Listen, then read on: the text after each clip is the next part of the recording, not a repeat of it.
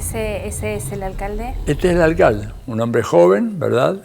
Tiene incluso otras fotos, ya por respeto incluso a él y su familia, aparece con la señora y una nenita chiquita, todos con la misma camiseta diciendo lo mismo. Pero es un escándalo. Sin embargo, el hombre sigue circulando por ahí, nadie le intervino al municipio, organiza sus actividades, habla de que mi presidente es Juan Guaidó, desconozco al señor Maduro, no sé quién es, un usurpador, un narcogobernante. Sigue ahí, imagínate vos. ¿Qué pasaría si acá, digamos, un intendente le dijera a Macri que es un narcogobernante? Digo, enseguida se pondrían en marcha algunos mecanismos institucionales, claro, lo revoca el mandato, no sé, hay algo. En la dictadura de Maduro no hay ningún problema, podés decir lo que quieras. Entrás, salís del país como hace Guaidó, se reúne, va y pide a la gente del Comando Sur que intervenga militarmente en Venezuela, lo cual revela que es un idiota, porque cualquiera que sabe lo que es una guerra, ¿él va a pensar acaso que si hay una intervención militar norteamericana, esa fuerza expedicionaria va a diferenciar chavistas de antichavistas? Van a entrar a Caracas matando a medio mundo, como hicieron en Libia, como hicieron en Bagdad, como hicieron en todas las ciudades en donde entraron, ¿verdad? O sea, no discriminan. Por eso hablo de que este Guaidó fue un estúpido total. Al proponer eso, es un criminal, tiene su familia ahí, el hombre no se da cuenta, pero es tan idiota que no se da cuenta que al pedir una intervención americana, su propia vida y la de su familia está en peligro, no solamente los chavistas. Cuando vos tirás cohetes con drones, ¿no es cierto? No es que apuntan solo a los chavistas, no pueden. Además, mira, hay una estadística muy interesante que salió en Estados Unidos, no la tengo, no pensaba hablar de esto de acá, pero que hicieron varias ONGs de derechos humanos de Estados Unidos, en donde ellos estudian quiénes son las víctimas de los ataques de drones, ¿no es cierto?, que hace el ejército de los Estados Unidos. Bueno, básicamente la cifra es que el 90% de las víctimas son civiles que no tienen nada que ver con los terroristas. El 10% son blancos objetivos que el gobierno de Estados Unidos estaba buscando, pero el 90% son daños colaterales. Entonces, cuando Guaidó propone eso, lo hace de una mezcla de ignorancia y estupidez. No se da cuenta que es un tema que si se llega a dar esa invasión, va a ser un baño de sangre en donde morirán por igual chavistas y antichavistas. Pero bueno, el hombre realmente no le da la cabeza para pensar más allá de esto, ¿no? Atilio, nos recorriste, digamos, una larga trayectoria de injerencia norteamericana en nuestra región, en nuestro continente, pero esa injerencia no se da sin resistencias, ¿no? Sin luchas, sin inflexiones. Mencionaste la inflexión de México, un poco también estamos asistiendo en Argentina a un momento de intentar poner freno a un gobierno de derecha y poner freno, digamos, al resurgir de propuestas neoliberales. ¿Pensás vos que se abre una posibilidad regional para construir agendas populares emancipatorias desde abajo? Digamos, más allá de los gobiernos, ¿considerás que es un momento posible para resurgir estas propuestas emancipatorias? Y eso, a ver, es muy difícil hablar de vuelta de América Latina en su conjunto, dada la enorme heterogeneidad de situaciones, ¿verdad? En México hay una movilización desde abajo muy fuerte, ¿no es cierto? Un amigo común, Lucio Oliver, hablaba los otros días en Brasil de una especie de insurrección electoral. Lo que hubo en México fue una insurrección de carácter electoral que llevó al triunfo a López Obrador. En otros países tenés un panorama mucho más aplastado. Por ejemplo, Brasil, desgraciadamente, lo que se ve es un grado de desmovilización, de derrotismo, de desesperanza muy grande. Ahí Brasil el proceso es mucho más lento, ¿verdad? Una sociedad mucho más sometida, con una larga tradición de esclavitud, que no es una cuestión menor, y que Brasil, como el último país independiente del mundo en abolir la esclavitud, todavía yo creo que sigue siendo víctima de un rezago cultural propio de 4 siglos de esclavitud. No es una cuestión menor esa. Y esto impregna mucho las capas populares en Brasil, introduciendo una cultura de sometimiento, de fatalismo, que bueno, que no existe, por ejemplo, acá en la Argentina, donde sí hay mucha más resistencia, muy fuerte. Por eso algunas veces aparecen en Brasil algunos eslogans, algunas consignas, diciendo brasileño lucha como un argentino. Eso dicen eso. Lota como si fueras argentino. Y porque ellos no luchan así.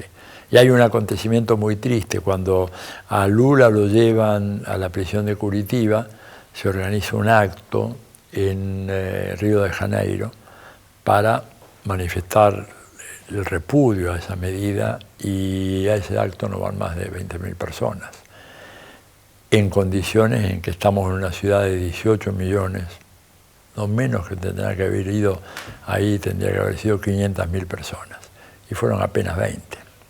Entonces, esto te habla de una resistencia muy todavía embrionaria en Brasil, mucho más fuerte en Argentina, por eso el resultado de las PASO. Hay una resistencia creciente muy fuerte en Chile, que no logra tener todavía una expresión política. Fíjate, hay dos países en esta fascinante Latinoamérica, ¿no?, que es un continente que no lo cambiaría por ningún otro, por muchas razones, entre otras cosas por esta riqueza y esta heterogeneidad. Chile y Colombia son dos países en donde el nivel de movilización desde abajo es realmente impresionante, pero los dos está ocluido la capacidad de que esa protesta logre penetrar en el sistema partidario, un sistema partidario absolutamente anquilosado. En el caso de Colombia del siglo XIX, todavía tenemos los dos grandes partidos del siglo XIX, liberales y conservadores, que son el eje, ¿no es cierto? Si bien ahora ha surgido una cosa nueva en torno a una alianza donde está el PC y Gustavo Petro, etcétera, pero aún son expresiones marginales. Lo nuevo, digamos, todavía no ha nacido con fuerza en Colombia. Y en Chile hay muchas tendencias muy fuertes, pero todavía la partidocracia, esa partidocracia que aplasta todo y que impide que esa vitalidad de la sociedad civil se exprese en la política, todavía no ha sido exitosa en justamente frustrar, abortar esa posibilidad. Pero ahí hay una resistencia muy fuerte. Las mujeres en Chile, por ejemplo, las jóvenes, durante un mes tomaron la Facultad de Derecho de la Universidad de Chile, que es realmente una cosa insólita, ¿verdad? Todo es oculto por la prensa y, por supuesto, la partidocracia ocultó todo aquello. Entonces, el panorama de la resistencia es muy complicado. Hay resistencias que se expresan políticamente, acá, por ejemplo, en la Argentina. Hay otras resistencias que no logran expresarse. Hay niveles de represión fenomenales también en América Latina. En Chile el nivel de represión estatal es muy fuerte, muy fuerte. Cualquier manifestación termina con represión de carabineros realmente absolutamente desproporcionada, lo dicen la prensa más objetiva internacional que está allá, es un escándalo. En Colombia están matando un líder social afrocolombiano, campesino o negro, etcétera, día por medio o cada 2 o 3 días, ante la total indiferencia de los grandes medios de comunicación, la indiferencia de la OEA, la indiferencia de la señora Michelle Bachelet, para quien parecería ser que el único país donde hay violencia es Venezuela, con ese informe trucho, escandaloso que redactó, que le redactaron a ella, se lo redactaron en el Departamento de Estado, ella le puso su firma. O sea, hay resistencias de diferentes modos, ¿verdad?, en la región. Hay resistencia muy fuerte también, pero que no logra canalizarse todavía bien en el Perú, por ejemplo, ¿verdad? Perú, los últimos 5 presidentes de Perú, mira vos, están o presos, o fugitivos, o suicidados. ¿Qué te habla eso? ¿Qué clase de democracia es esa? ¿Verdad? O presos, o fugitivos, o suicidados. Y con una presión muy fuerte, pero la organización política es una tarea muy complicada en este tipo de sociedad del capitalismo dependiente, periférico, hiperfraccionalizado, fragmentado, en donde las viejas identidades colectivas, que eran muy grandes, la clase obrera, el campesinado, las capas medias, ahora se ha disgregado todo eso. y resulta muy difícil crear estructuras de contención y de organización y articulación de segmentos sociales que se han ido dispersando. En el caso, por ejemplo, de Chile, a eso ha contribuido de una manera malévola justamente toda la legislación que se aprobó en los años de Pinochet, en donde prácticamente abolió el sindicalismo. Chile, que era un país con una presencia sindical muy fuerte, hoy tiene menos de cerca del 10-12% de la fuerza de trabajo sindicalizada. Nosotros en la Argentina estamos cerca del 35-40%. Chile antes estaba no tan alto, pero estaba más o menos cerca de nosotros.